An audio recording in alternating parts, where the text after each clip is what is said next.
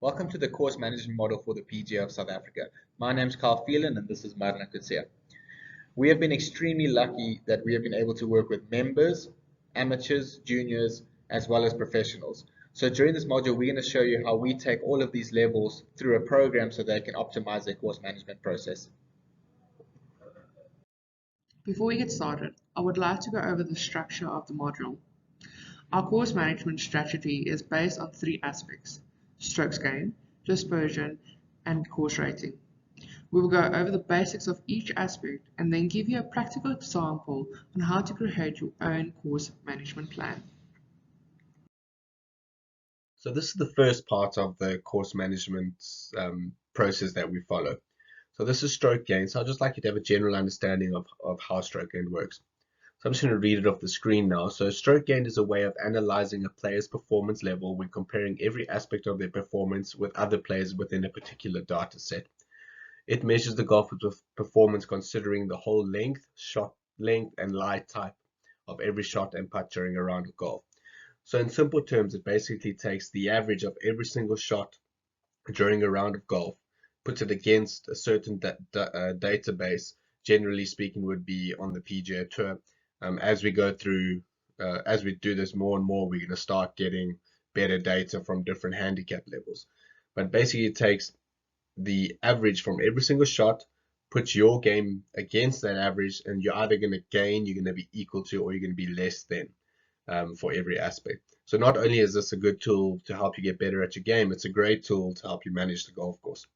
So just to give you a basic example of how the stroke gain aspect works, on the PGA Tour, from 8 foot, the players average 50% make percentage.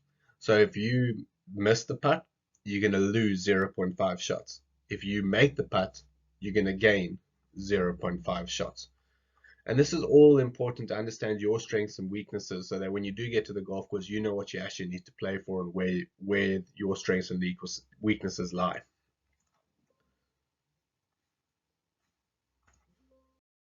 So in this slide, I'm going to go over the different areas that we use to measure stroke gain and also explain how it's measured. I'm also going to give you a fun fact after each one that I found really interesting.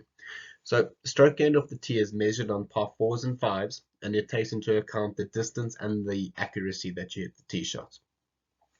So something that I get a lot of, and it definitely comes from a lot of the better players, is they like saying, Carl, I want to see the ball miss one way. If I aim down the left side, it must miss to the right, or vice versa, the right side to the left. So when DJ won the Masters, he had an interview and the reporter asked him, listen, DJ, and obviously Masters being a drawer's course, DJ, will you ever hit a draw off the tee box? And he paused for a second and gave this, no, I won't hit a draw. So bearing this in mind, you would expect, okay, DJ probably misses most of his shots to the right when he misses the fairway. You're going, cool, he hits a fade, he only hits a fade, he never changes it, so he must know where it's going. He must stand there and go, okay, if I aim it down the left side, worst case scenario is I am right rough. So I came across a stat the other day that of all measured shots that DJ has hit, since I started measuring it, whenever that was, he misses the fairway left 49% of the time, and he misses the fairway right 51% of the time. So this is very important to bear in mind when we do move on to the next chapter, which is dispersion. But yeah, I thought that was an interesting fact for off the tee box. So stroke gained approach is measured based on the approaches to the green, and it takes into account certain lies. If you do hit a bad tee shot and you do have to recover from that tee shot, it puts the stroke gain loss onto the off the tee and not to approach shots. So an interesting fact I saw for approaches, and this is nice because it takes into account the general golf of a 5, 10, and 15 handicap index. So if I had to hit it to 45 foot when I hit the green, and I'm going to gain 0 shots, so what distance do I have to be in the fairway to gain 0 shots if I hit it to 45 foot? So if you are a 5 handicap index, you need to be 124 yards out from the green. If you're a 10 handicap index, you need to be 89 yards out on the green. And then if you're a 15 handicap index, you need to be 64 yards out to gain 0 shots. I mean, I thought when I saw the stat, I thought that's crazy. I mean, we get all our members that play once a week and never practice, and they hit front green to a middle pin from 124 yards and they're not ecstatic, which is actually them being average, but they act like it's the worst shot they've ever hit. So yeah, so then stroke gained around the green. These are all the shots measured within 30 yards from the edge of the green. So just to give you an idea of sort of the average proximity that you'll get from around the green on the PGA Tour, if you have 29% of green to work with and you are in the rough, you will hit it on average to 14 foot. Now, this is important to understand to help with your expectations also during a round of golf. And that's why it's important in course management that if you do miss the green, you leave yourself in a spot that is best suited for getting up and down, or the best chance to get up and down. Okay, so stroke gain putting, it's a measure on all shots on the putting green. As simple as that. So, interesting fact, you are more likely to 3-putt than 1-putt from 33 foot. And this is on the PGA Tour. So also a nice interesting factor for expectations. Now, stroke gain tee to green. This is a awesome metric in a general sense to see how good you are. Generally speaking, guys that are ranked in the top 10 from tee to green are generally up there week in and week out. So stroke gain tee to green is the sum of the tee shot, approach, and around the green, and putting, and then you minus the putting, and that's your stroke gain tee to green. So I hope this gave you a better understanding of how stroke gain works, and you have some more knowledge in order to add this to your arsenal or to your course strategy.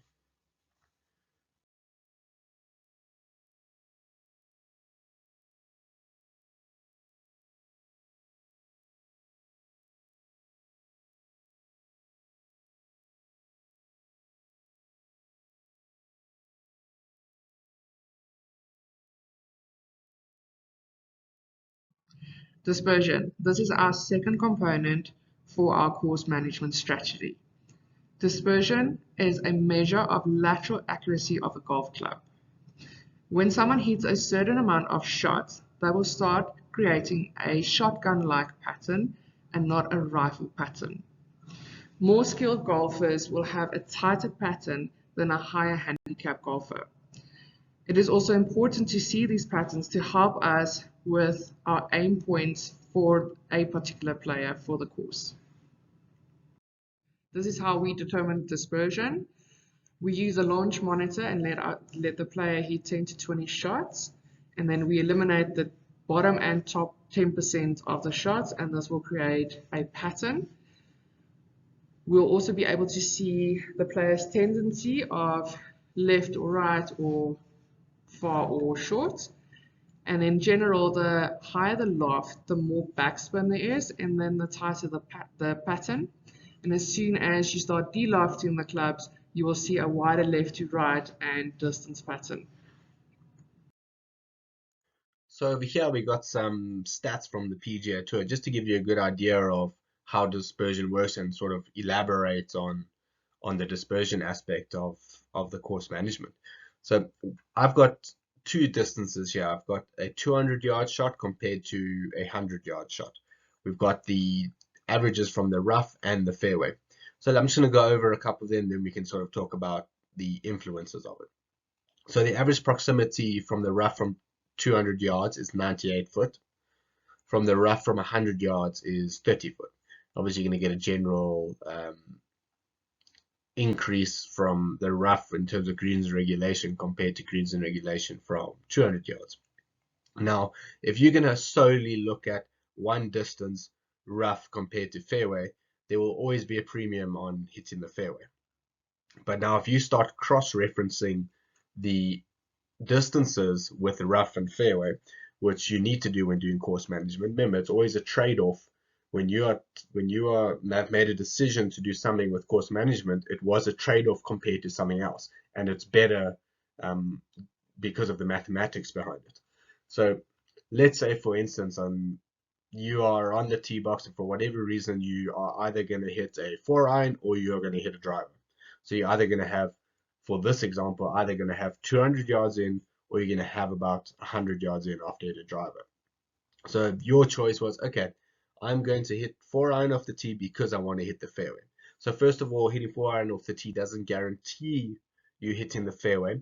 A fact that you must always realize is that a nice fact that you must realize is that on the PGA Tour, the 3-wood is only 3% more accurate than the driver.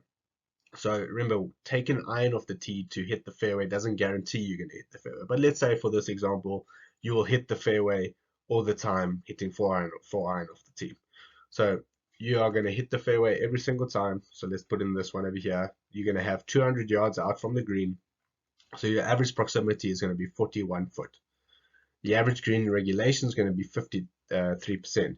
So 47% of the time you're going to be chipping.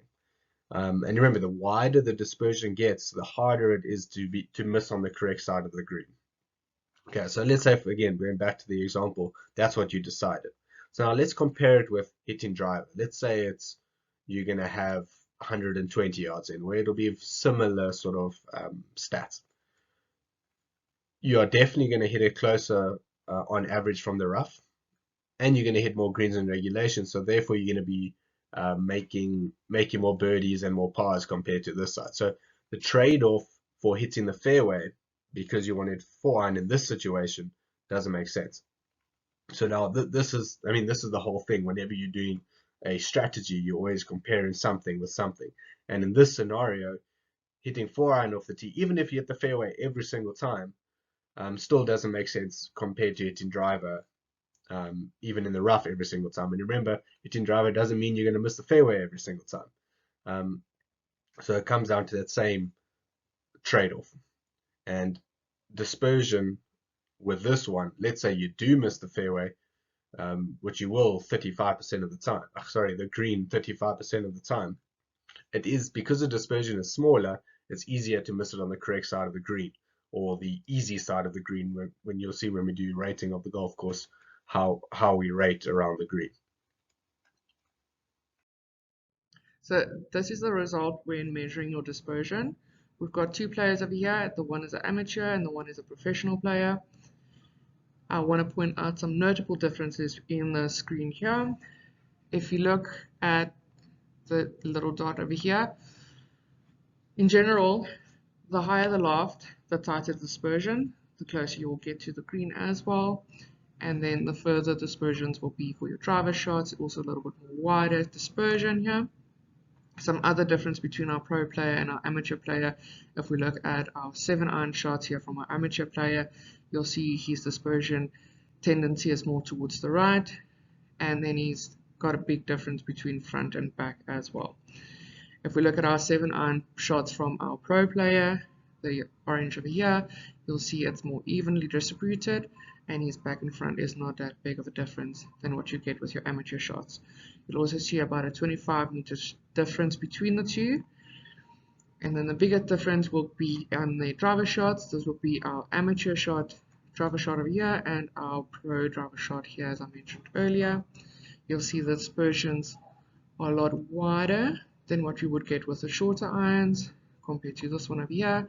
And there's also a big difference in distance here, putting Tabiso, our pro player, in an advantage to getting closer to the green and having easier shots towards the hole, where Roti would be put into more of a disadvantage because he won't be able to fly or reach the green so quick as what Tabu would do.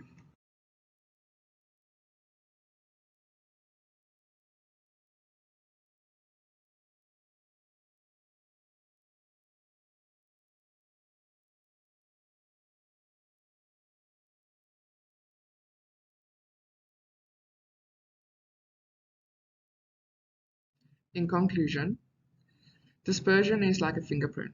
Everybody's got their own unique dispersion. It is important for you to understand your dispersion so that you know where your tendencies are. This will also help you to create a unique course management strategy for your game or for your player's game. And this will help you to gain as many strokes as possible without taking excessive risks. It is also important to understand that the higher the loft, the closer or the tighter the dispersion will be, and the lower the loft, the further away the dispersion will be. This will help you to create your course management strategy. So in this section, I'm going to talk about how you rate the golf course. So now that we have, or you understand how stroke gain works, what dispersion is, now we need to put all that information into what does the golf course allow us to do? Is it a golf course that we can't hit driver? Is it a golf course, or is it a hole that we can't hit driver? Do we need to use another strategy? Do we need to change our aim point based on our dispersion? What's around the green? Is it more difficult for one spot than the other spot? What tools can I use to identify the good, the bad, and the ugly when out on the golf course? So in this section, we're going to go over a couple of those things, and then we can start adding it to our course management strategy. So when we are looking at rating the golf course, I look at two aspects. I look at the tee shots that you're going to hit as well as the approach shots. And now each of these aspects will have certain things that you have to look at in order to make a decision of where you're going to be aiming it and where you're going to be hitting it. So off the tee boxes, it's important to look for things such as how wide is the landing area? What is within that landing area? Is it thick trees? Is it thick rough? Are there bunkers? Other things to look for is water hazards, out of bounds. How wide is it between an out of bounds, or water hazard, out of bounds, or water hazard, water hazard? All these little things that you look for, because now when you take your driver dispersion, whatever it may be, remember bearing in mind that your dispersion, you have front to back, you have left to right, you have width changes as with the length of club change. So with a driver, you probably will have the widest dispersion. So when you're looking at the strategy, you need to see, okay, where's my ball going to land? What if I hit my normal dispersion? What sort of scenarios is there? I'm trading off. So if I do miss the fairway in this area, is it better than if I laid back and try to hit the fairway to have a longer shot in? I mean, sometimes that trade-off does work. Remember, there are penalties for offline shots. Now, these penalties are important to see where you're going to aim your certain shot off the tee box. So, for instance, if you hit it out of bounds, that's a full penalty. So that's definitely a no-go. If you're going to hit in a hazard, that's also quite a high penalty. So no-go. There is also quite a high penalty for hitting it in a fairway bunker. You're going to lose about 0.3 shots if you do hit in the fairway bunker, depending on the sort of difficulty and the length you're going to hit it. But on average, 0.3 shots. Now, if we look at the approach shots, we need to see what's around the green. Does a certain area off the green have more penalty than another area? Yes, I'm sure it does. So what I like doing is I like using a rating system. If you look at the top of this slide, you got easy peasy, easy, mid, difficult, and deadly. So how I've rated them around the green is sort of the up and down percentages. If I can up and down 80% of the time, it's easy peasy, and so on, 70%, 60, 30, 10, where deadly is extremely difficult to up and down. So now what I would do is I would look around the green and I would rate it 0, 1, 2, 3, or 4, so that when I'm making a decision into the green and I know my dispersion based on the irons that I'm hitting, well, I probably shouldn't hit it in the deadly area. So I need to move my dispersion away from that deadly area so it gives me the best opportunity to up and down. Now, once you've made your decision sort of with the tee shots, I'm going to hit it here because of X. Then with your approach shots, I'm generally going to have in about 100, which my dispersion is X. So I'm going to aim it to a front pin. I'm going to aim a little bit left and a little bit longer because my dispersion pattern is short right. And for this specific green, short right is difficult because the green runs away and the rough is quite thick. So you're making your decisions based on the information that you got from doing your course management for the specific hole that you're playing on, the golf course that you're playing on.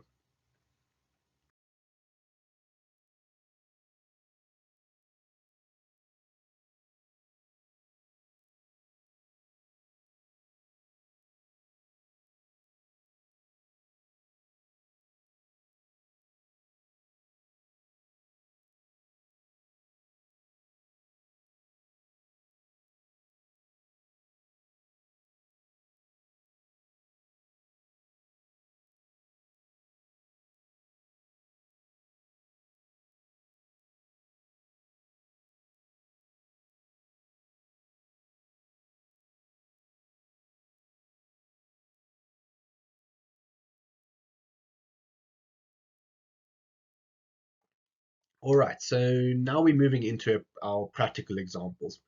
So now you sort of understand what stroke gained is, you know what dispersion is, and you know how to rate a golf course. So now we're actually going to put it into practical example. We are going to be using hole number 6 and hole number 11 at Centurion Country Club. So we had our amateur and our pro play the holes based on our recommendations according to their dispersion, their stroke gain, and their abilities. Okay, so what I am going to do first is I'm going to go over hole number 6 and hole number 11, and I'm going to show you what I would do for, do for a general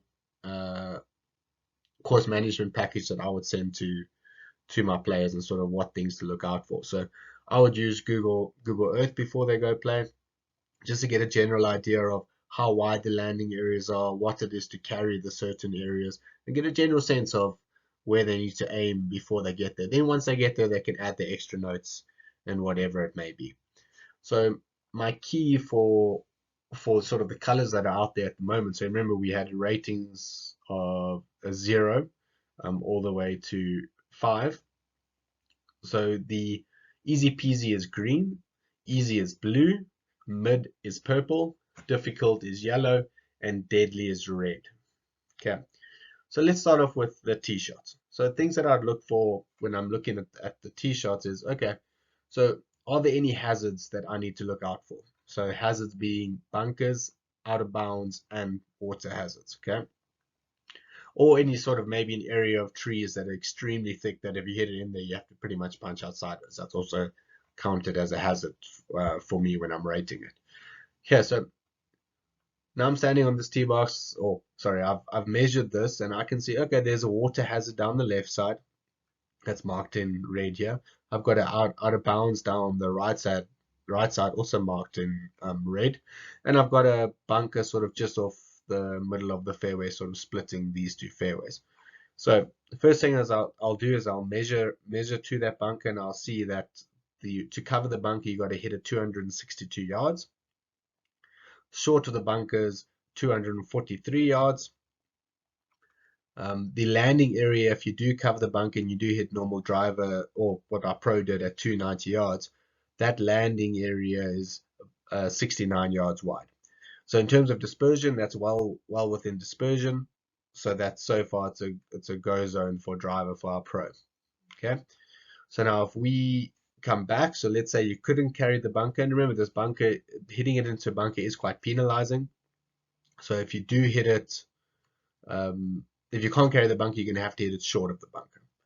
Okay, so I've measured out, I want to hit it about 220 yards if I can't carry the bunker, and then that area is 71 yards wide. Okay, just a couple of notables before we move on to the green. This area at Centurion Country Club, whoever's played here before, this is a big clump of trees, and they're quite high. So if you hit it anywhere in this area here, you're going to find it difficult to have enough club cover the trees and reach the green.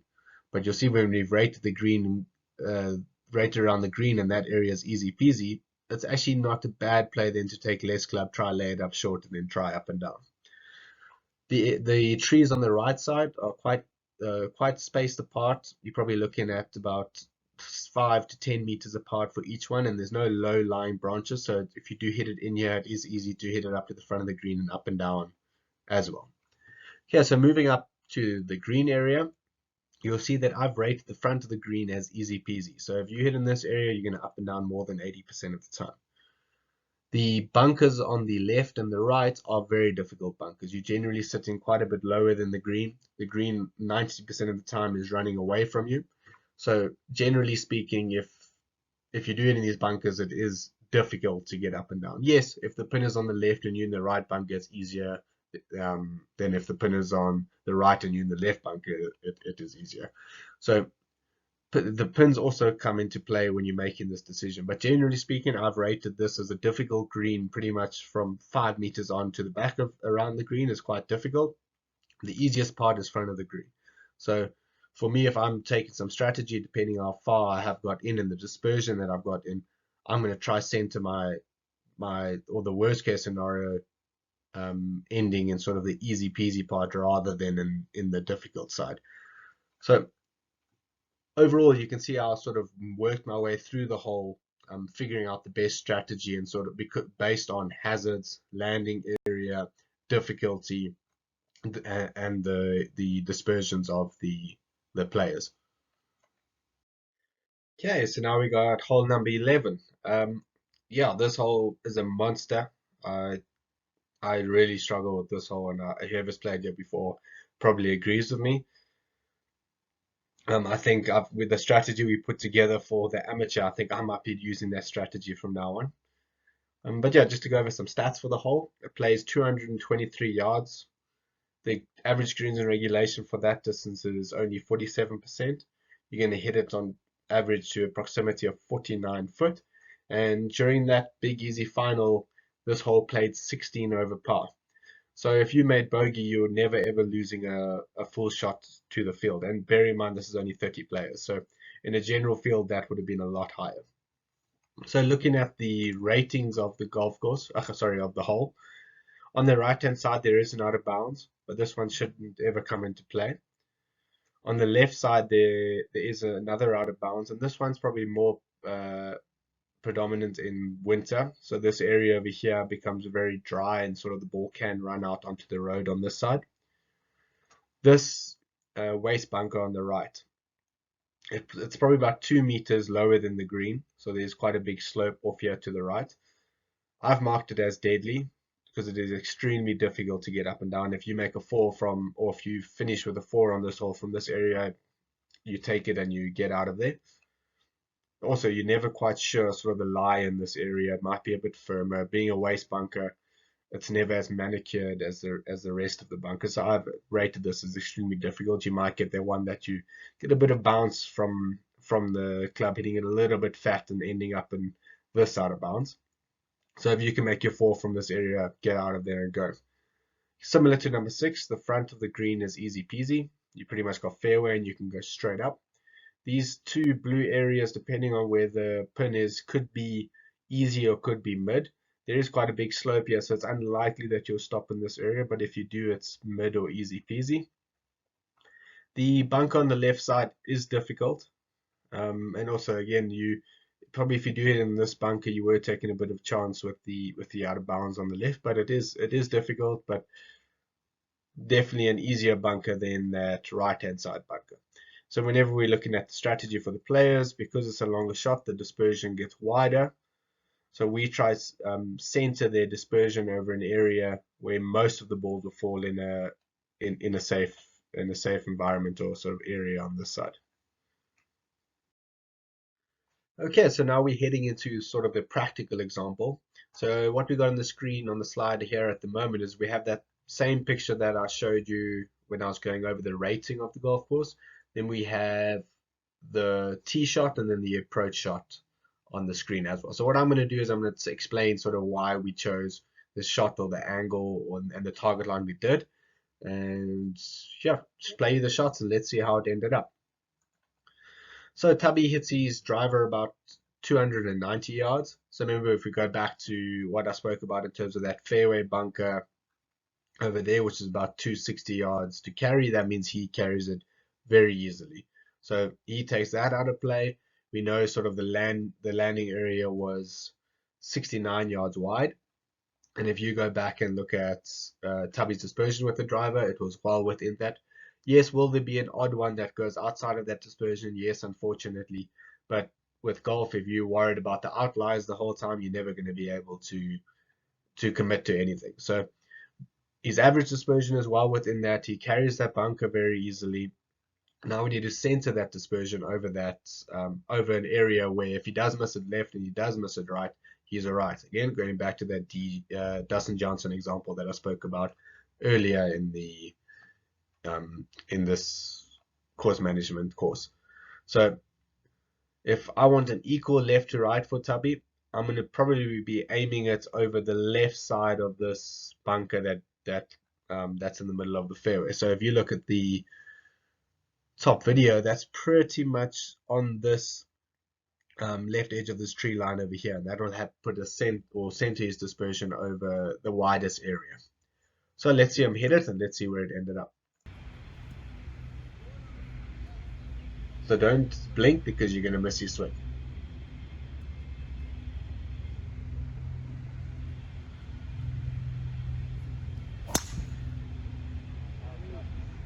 So Tubby actually hit a polo over here, out the middle of the club, pretty much exactly where he was aiming it. So we do know that, yes, he hit the great shot, but we also know that due to his dispersion, that even if he didn't, he probably would have been all right. So he did hit it to about this area over here where he had 60 yards out. So now if we go to, if you go back to his launch monitor data, um, on the in the previous slides, you'll see that we actually did a 60-yard shot for him because I suspected that that's where he would be out. So I can show you an example of what he does. And with that 60-yard shot, because it had so much loft, if you remember, he had a very tight dispersion at that point. So the pin was 10 yards on and about 7 yards from the right. Remember, we rated the bunkers as difficult and the front of the green as easy. But because his dispersion was so tight with the lob wedge in hand coming in from 60, that pin was in the go zone area. Let's see where it ended.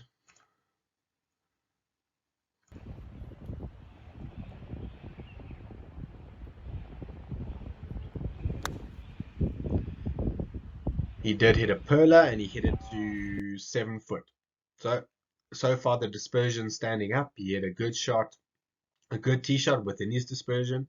We knew what his dispersion was with his 60-yard shot. He hit it within that again.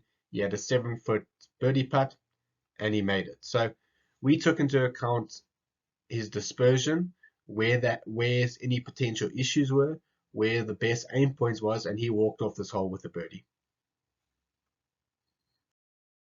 So now we're out with our amateur roti. He has a 7 index handicap. So if we go back to his dispersions that we saw on the launch monitor, we saw that he only hit his driver about 230, maybe to 240 yards on average. He thinks he hits it further, but he doesn't. So bearing that in mind, if we go back again to the issues that we could have off the tee box, like I showed you in the one video, is that bunker you need to hit about 260 yards to carry. So Roti isn't going to be able to carry that bunker, so we need to sort of figure out a way. Okay, he can't carry the bunker. If he does hit drive, he's going to have to thread it between an area that is about 25 yards wide. And even though he hits it pretty straight with the driver, that's still outside of his dispersion. So what we decided to was bring it back a bit. We said that he needs to hit it about 220 yards. That's the widest part of the fairway. It also takes into, if he does pull a little bit, remember I spoke about that clump of trees on the left side. If he does pull it a bit, he still has an opportunity to get it up and over and into the easy peasy area.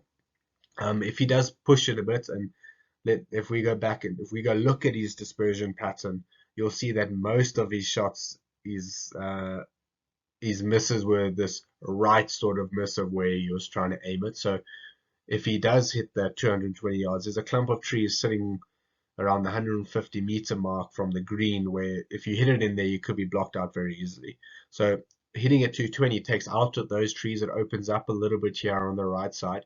It gives you the opportunity to carry that, and it takes out that front bunker. So his aim point, if you look from the tee box, which is over here, his aim point was on the right edge of these trees. So on the edge here, his aim point was on that right edge. And we did move it a little bit further left because of just that little bit of a pattern that was moving slightly to the right. So let's see where he hit it.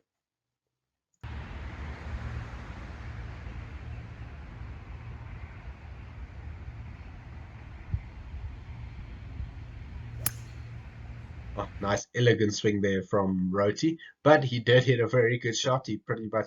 He hit it a little bit right of where he was going to, but we were expecting it because of the dispersion that we saw on the launch monitor. He pretty much hit out the middle. He was happy with it, and he ended in a good spot. So far so good. So with the second shot, he actually hit it a lot closer to the bunker than we were expecting. The fairways are a little bit firmer. So normally he would have about an 8 iron in, but this time he actually had 132 yards to the green. The wind was slightly from behind, Again, we go back to sort of the rating of the golf course, and remember we had that front edge as easy peasy. So the pin being 10 yards on and just off the right hand side, we made the decision to go with slightly less club, which was his gap wedge, so that if he if his dispersion is a little bit short, he's still alright. He won't try to pitch and wedge and then with the slightly wider dispersion hit it into the difficult area in the bunkers on the right and the left. So we made the decision that if he pures it, generally speaking, then it'll come out a little bit straighter. If he mishits it and it comes up short, it's still in that easy peasy area. Let's see where he went. Sorry, and then he did aim it a little bit left of the pin, just because, again, that general pattern of missing it slightly to the right.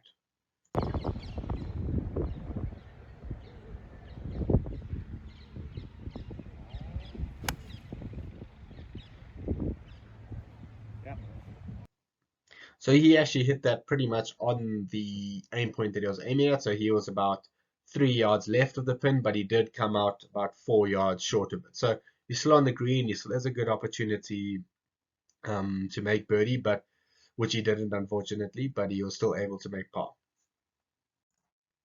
So going over sort of the strategy we did for Roti was that we knew he couldn't carry the bunker, so we went back. Different to Tubby, he was able to fly the bunker. We knew that his pattern was to miss slightly to the right, so we aimed him a little bit to the left. We knew that the area short of the green was easy peasy, so we decided to take less club and aim a little bit left again because his pattern was generally a little bit to the right. So overall, we managed his risk as much as possible, and a hole that is quite a low stroke as a 7 index handicap, he was able to make an easy par. So I'm quite sure that he gained, if you rate him again, his own handicap. Okay, so now we're moving on to hole number 11. So we're going to start with Tubby again. So he's going to be hitting a 5-iron into this green. So unfortunately, based on his dispersion, his 5-iron, we can't aim center green and expect for most of his dispersion to fall onto the green. So we need to start finding, okay, what is the least evil around the green that we can sort of get away with if he does miss to the edges of his dispersion. So if you remember when we looked at hole number 11, I marked this right hand side as deadly, the front as easy peasy, sort of the rough areas around that as mid to easy, depending on where the pin is, and then this bunker as difficult. Okay, so with Tubby's dispersion, if we try to aim front green, about 30% of the balls would fall into the bunker, which we don't want. Where if we move it a little bit further to the left, it brings this bunker on the left side into play, which is difficult. So now, bearing in mind that there is an out of bounds on this side, and the pin is to the front of the green, what we did was I got Tubby to take slightly less club, so we went from 5-iron to a 6-iron. So instead of going for middle of the green, we brought it a little bit shorter, which narrowed his dispersion a little bit. By narrowing his dispersion a little bit, we could move a little bit further left without bringing this out of bounds down the left side into play. And again, I say all of this like it always falls in your dispersion. Unfortunately, it's not. We have to use averages, and sometimes you do hit outliers, and you have to deal with it. But going down to the 6-iron definitely made it easier to aim it for Tubby, and it's just got that dispersion a lot tighter. So there is a rock behind the green on number 11. It's about three yards left of the center of the green. So what I did is I got Tubby to aim on that. So some of his dispersion fell into the difficult bunker, some of it just short of it, some of it front right edge, and some of it right side green. There was very limited damage in terms of if he does miss it. Bearing in mind that this hole played 3.15 during the final of the Big Easy, and again that's a top 30 players in the country at that point, so a normal field would have played closer to probably 3.4, something like that. So if Tubby did make a 4, he was only losing 0.85 shots, and if he made a par, he was actually gaining 0.15 shots. So let's see where he hit it to aiming on that rock.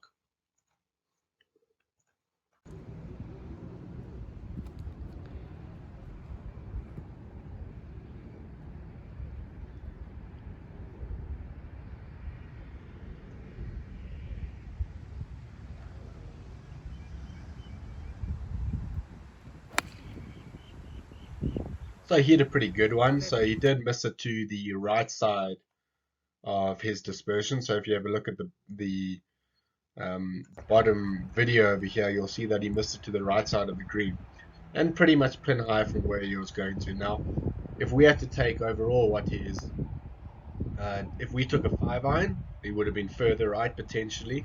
If we aimed at center of the green, it would have been further right potentially. So that all brings in that deadly area that I marked out before when I did the course management side. So we did as much as possible to try to take out this right side. And he ended up hitting a one that was on the edge of his dispersion, but still being on the green. So he was still able to make a stress-free par just because we knew what his dispersion was and where to aim it to optimize that dispersion.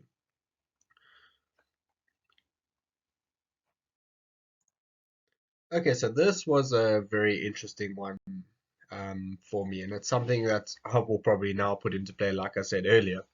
But so if we go over sort of what Roti would need, yeah, he would have probably had in the perfect world, and let's say he hit it as straight as an arrow, he would probably hit close to a 3-iron here based on his distances.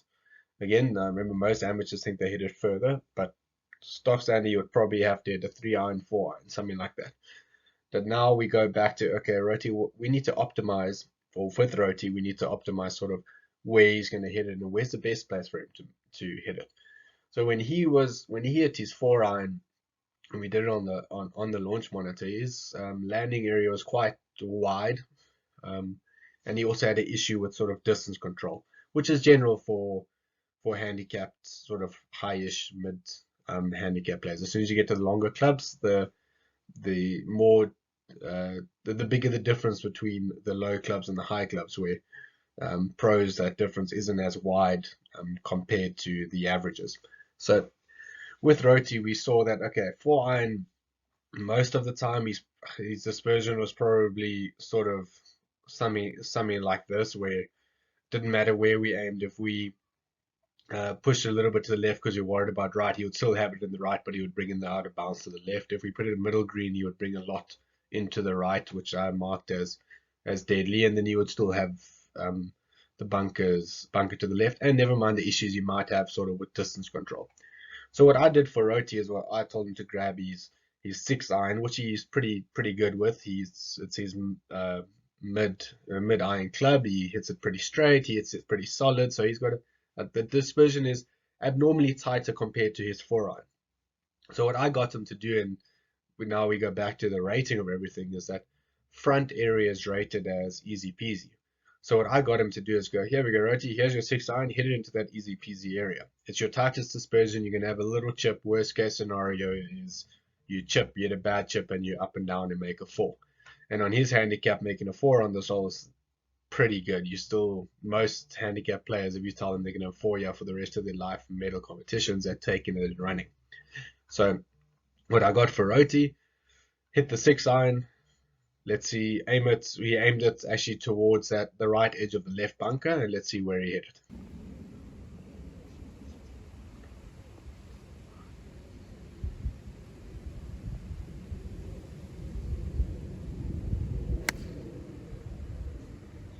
And it had an interesting follow through there.